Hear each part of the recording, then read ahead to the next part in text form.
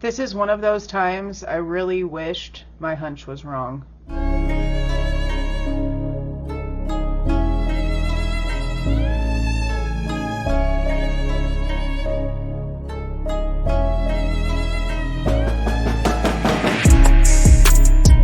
Hey guys, this is Jules with True Crime Reactions. If you've been following my channel, you know that I live pretty close to a small town in Texas named Everman. And here over the past few weeks, we have been dealing with the case of a missing 6-year-old autistic boy named Noel Rodriguez Alvarez. Well, it's been an Amber Alert that was then degraded to a missing and endangered child. And as of today, they are now considering it a death investigation case.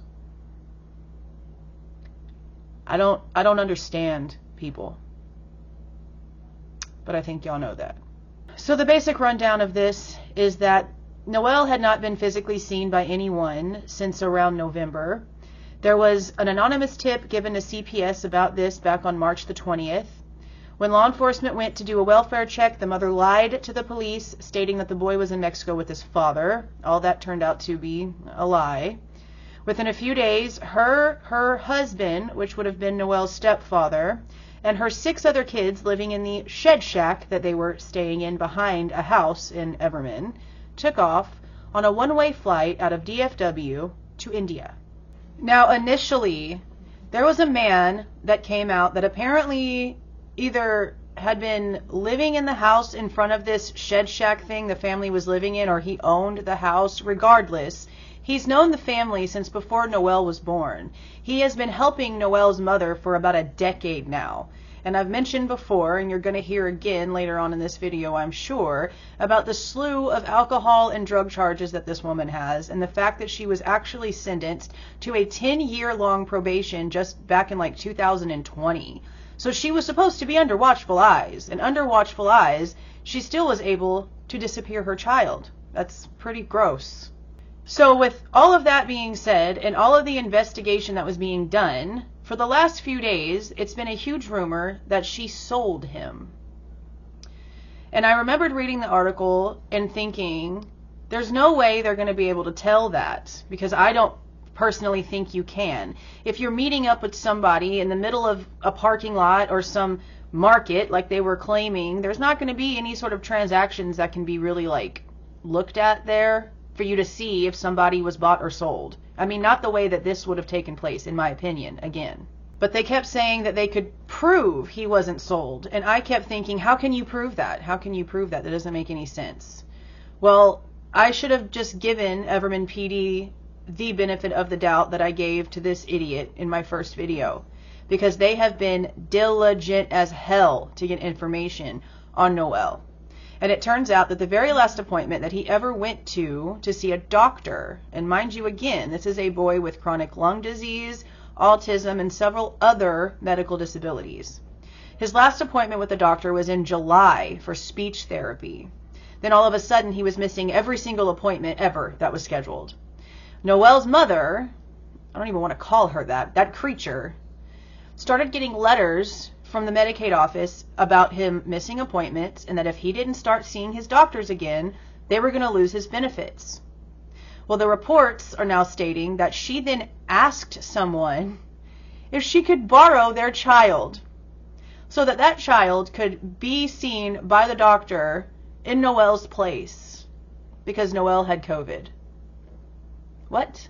If your child had COVID, would you not be trying to take him to the doctor? If you have an immune deficient child that has medical disabilities, would you not be more wanting to take him physically himself to the doctor if you're claiming that he has COVID? That doesn't make any sense.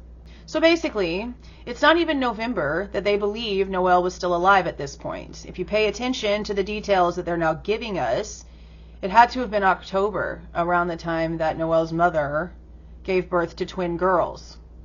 And they don't have video surveillance footage from the hospital or anything like that, but through interviews with, I'm going to assume, nurses and doctors, they knew that Noel was alive and there and at the hospital for the birth of his twin little sisters. Now, I mentioned in my previous video that whenever the family fled the country, the truck was found at the airport parking lot, and there was a digital visa left inside of it that was dated March 21st, which is the exact date after the anonymous tip to CPS.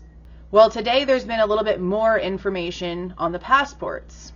Actually, just a few weeks after giving birth to the twins at the hospital in October, Noel's mother then went and took passport photos for her and her husband and the other 6 kids, but not Noel. The very next day, she went and applied for passports for her and her husband and the other 6 kids, but not Noel. So I'm just going to assume that at some point between giving birth to twins and November 1st, she most likely killed her child.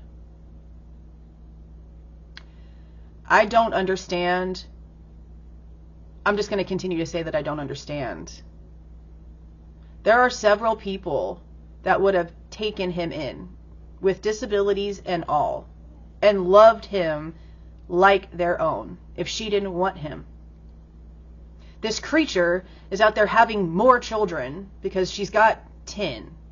Okay? She's got Noel, the 6 that were living with her and the stepdad, and then 3 more that still live here in the States with a grandmother that were, I don't know if they were taken from her or if it was some sort of voluntary agreement, most likely taken from the courts because of her excess of charges and the fact that she was on probation and obviously couldn't get her ish together.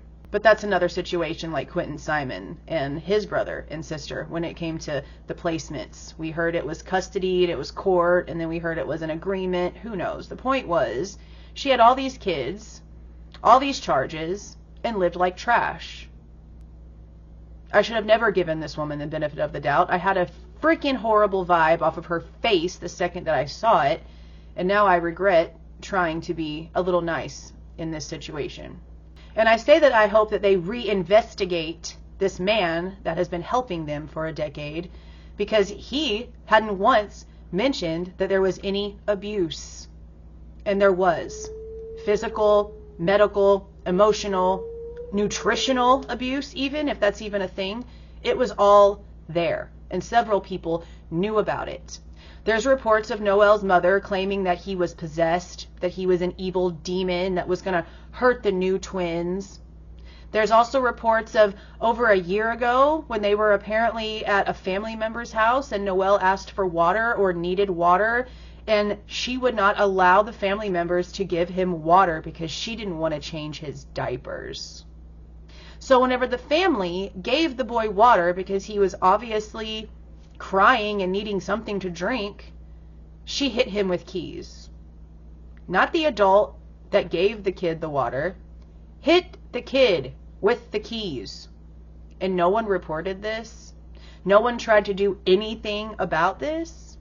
And in the last weeks in October, he was very thin, very low energy, and malnourished.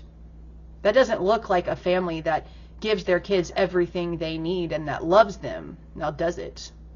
This is pretty much how I thought this was going to go. I was just really hoping that I was wrong. There is going to be a candlelight vigil for him in Everman on Monday at 8:30 p.m. But until there's more updates on this, or there's something about extradition happening, or they actually find this poor baby's body somewhere, that's it. This is where it's gone. It went from an Amber Alert to a missing endangered child, and now a death investigation. I hate this place.